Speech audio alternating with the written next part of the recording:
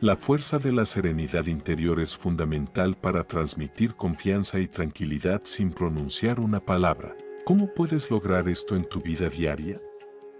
La serenidad interior se cultiva a través de la introspección y la práctica constante.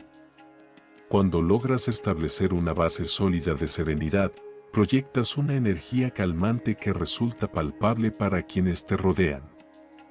Esta tranquilidad no solo se refleja en tu postura y expresiones faciales, sino también en tu manera de moverte y de interactuar con el mundo.